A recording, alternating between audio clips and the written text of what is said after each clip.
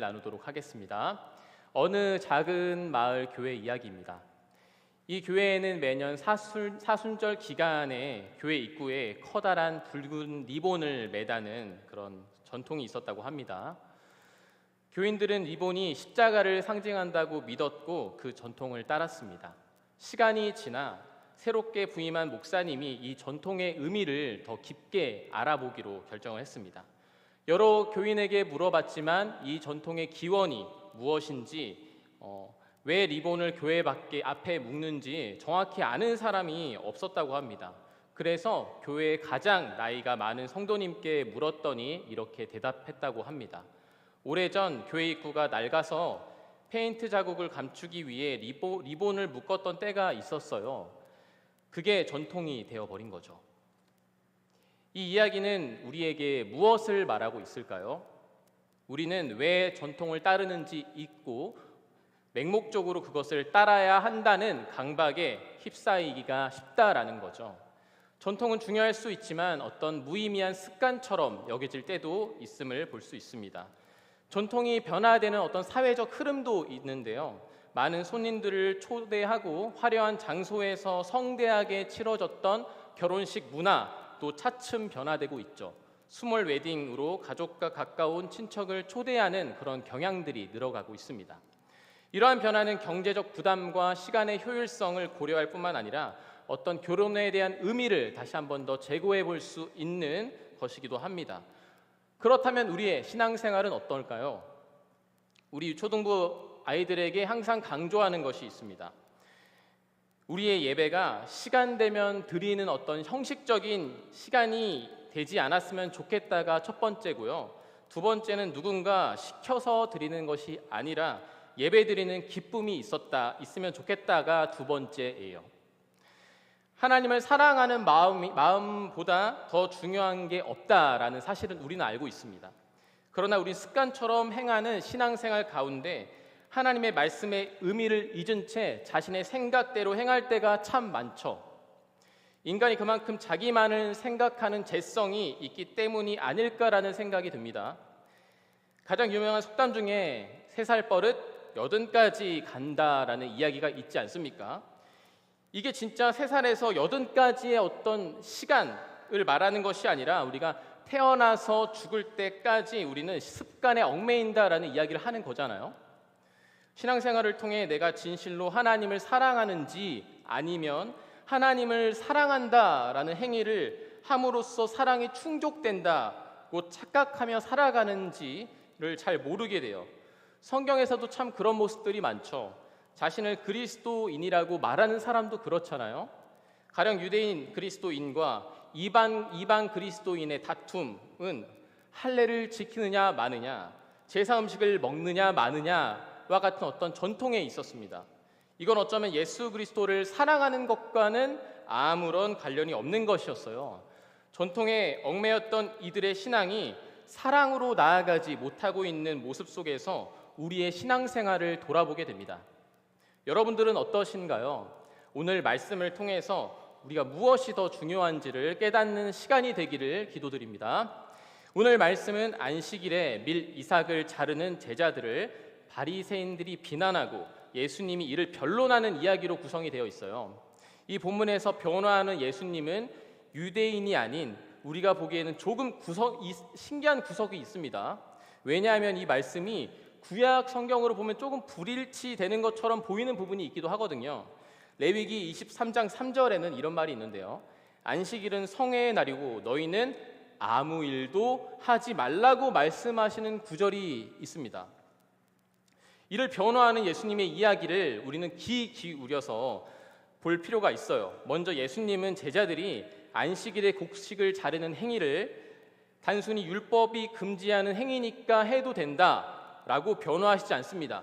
또한 구약 성경을 유심히 보면 안식일에 곡식 이삭을 손으로 잘라 먹으면 안 된다라는 명령이 존재하지 않습니다.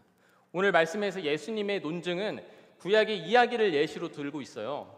다윗이 사울을 피해 도망갈 때 진설병을 먹음으로써 제사법을 어겼음에도 정죄받지 않은 사례를 이야기하고 있습니다.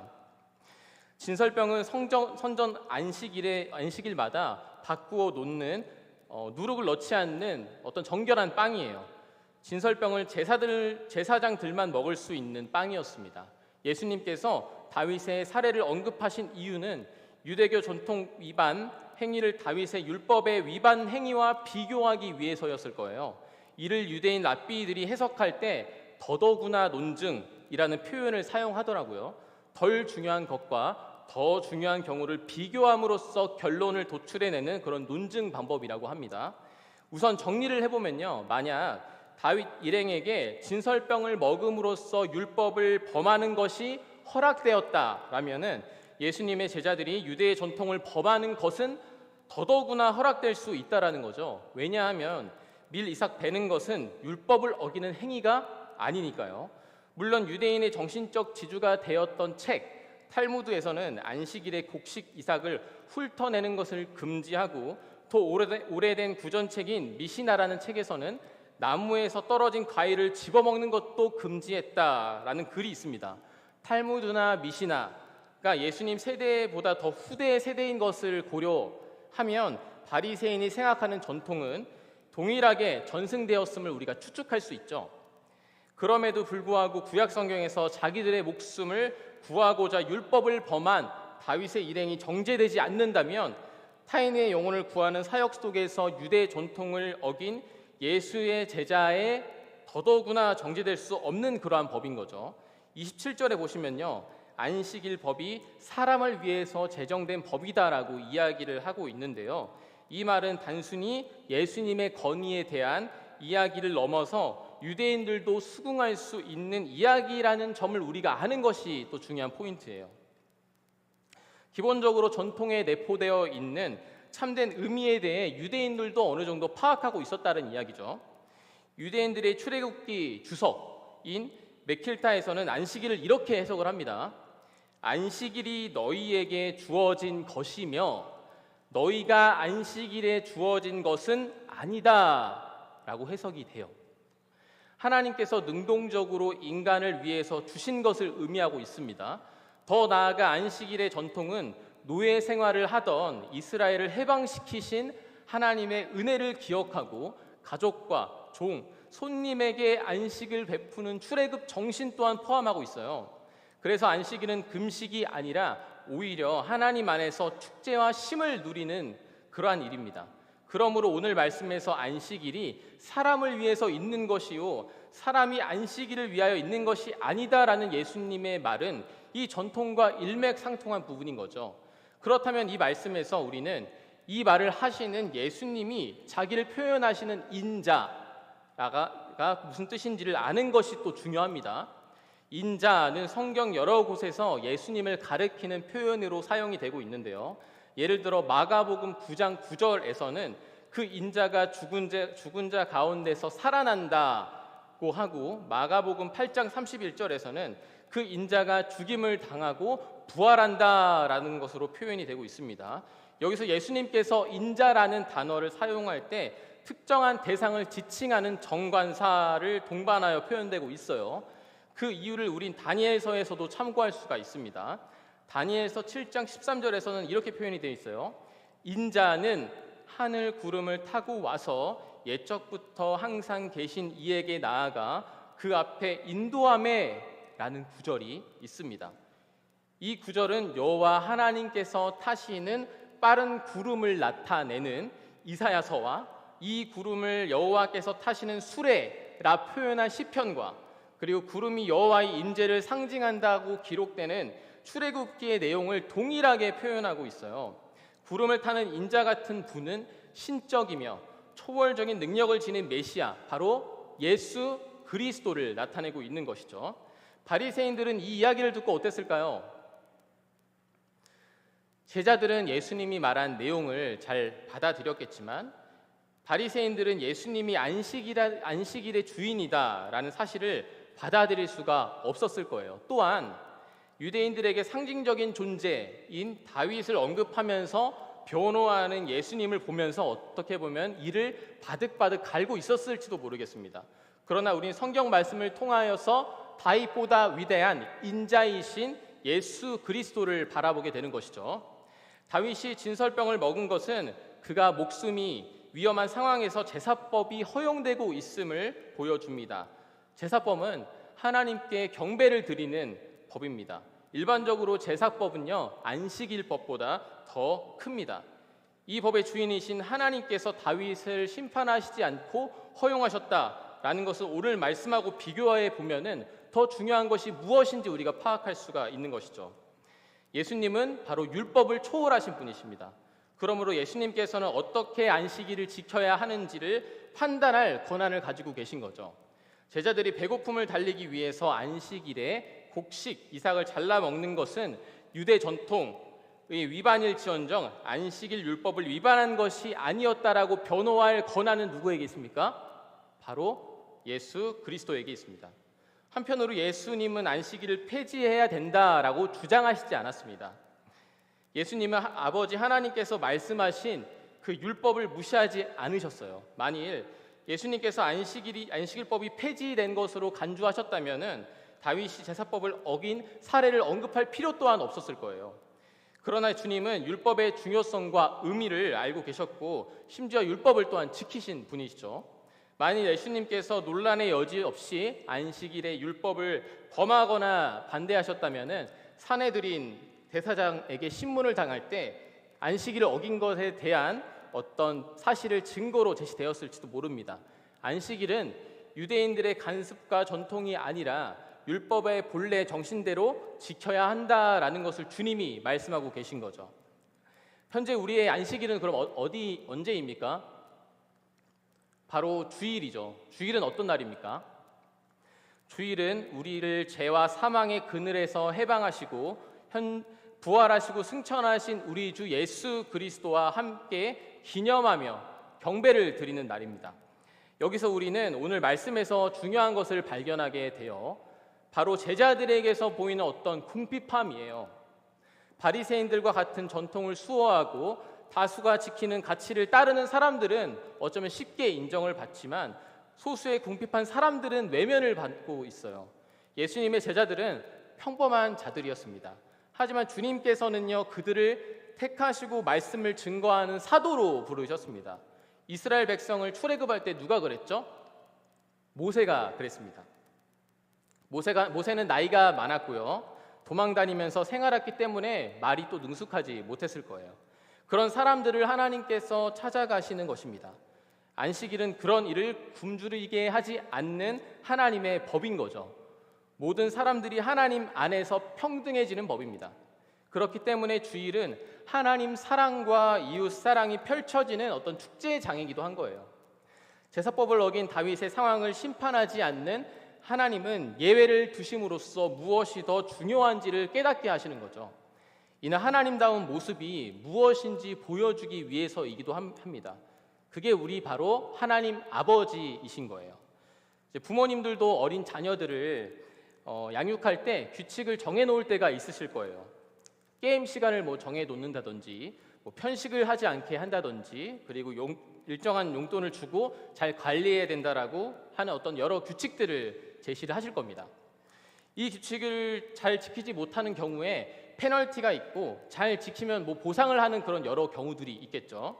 그런데 부모님 입장에서 보면은 어떻습니까? 참 아이들이 이 규칙을 지키기가 어렵죠. 어려워하죠. 그냥 떼쓰면 해결되는지 알고 엄청 막 조르잖아요. 제가 그랬다고 합니다. 제가 문구점을 지나칠 때 그거를 참 지나치지 못했다고 해요. 왜냐하면은 이제 문구점 앞에 보면은 이제 로봇들이 막 진열되어 있는 거예요. 장난감들이. 그래서 제가 이제 지나갈 때 제가 봤을 때 제 어머니가 무엇보다 되게 선하신 분이라고 저는 이제 생각을 하는데, 저랑 싸운 것도 별로 없어요. 진짜 싸우지 않고 되게 선하신 분인데, 제가 이제 그 문구점을 지나갈 때 제가 한 3살 때였나 봐요. 그때 부모님이 저를 그 자리에서 제가 막 뗐으니까 발로 밟으셨대요. 그냥 때린 것도 아니고 그냥 그 거리에서 발로 밟으셨다고 그래요. 얼마나 때를 썼으면 그랬을까라는 생각이 드는데, 그렇다면 왜 부모님께서 이렇게 규칙을 세울까요? 부모님 자신도 그거 체크하고 굉장히 번거로운 일이잖아요. 왜 세울까요? 우리를 사랑하시기 때문이죠. 이러한 규칙을 통해 우리는 절제를 배우고, 그리고 노력을 통해서 목표를 성취하는 기쁨이 무엇인지 알 수 있잖아요. 율법도 비슷한 것 같아요. 단순히 이스라엘 백성들이 그 율법을 어기는지 지키는지 시퍼렇게 눈을 뜨면서 있는 하나님이 아니라는 거예요. 그건 어떻게 보면 아동 학대잖아요. 제가 중학교 때 일정 성적이 나오면은 게임 CD를 사주겠다고 부모님이 약속을 하셔가지고 공부를 열심히 한 적이 있습니다.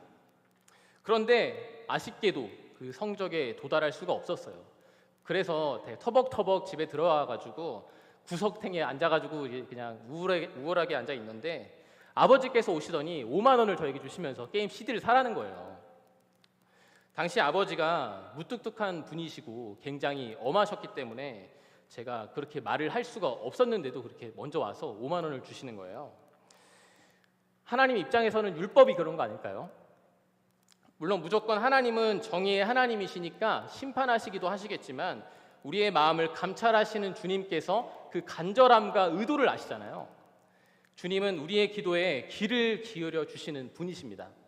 한편으로 제자들의 배신은 예수님 입장에서는 정말 꿀밤을 때리고 싶을 정도로 미운 행동이죠. 인간의 관점에서 보면 심판을 해야죠. 그러나 예수님은 그렇게 하지 않으셨습니다. 왜일까요? 이것도 예외죠. 무엇이 더 소중하고 중요한지를 아셨기 때문이에요. 전통보다 혹은 율법보다 앞서는 법, 그게 바로 사랑의 법이기 때문이에요. 말씀을 마무리하겠습니다. 저는 그런 예수님을 닮아가는 우리 모든 성도님들이 되었으면 좋겠어요.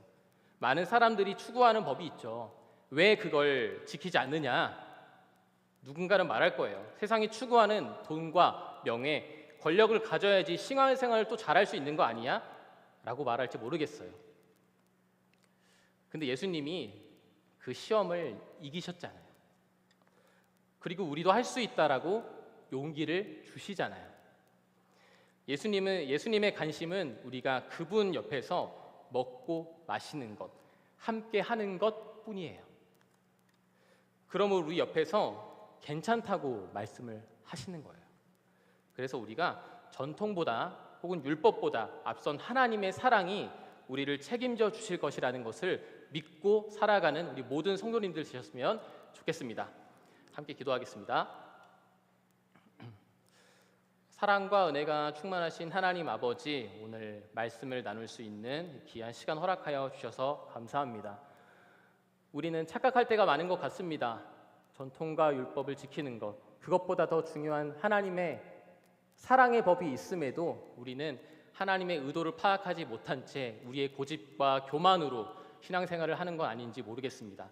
주님, 우리가 더욱더 회개하며 나아가고 그리고 주님과 더욱더 가까워질 수 있는 방법이 무엇인지를 진지하게 고민하며 살아갈 수 있는 우리의 삶이 되어질 수 있도록 주님께서 우리의 삶을 인도하여 주시옵소서. 감사드립니다. 예수님의 이름으로 기도합니다. 아멘.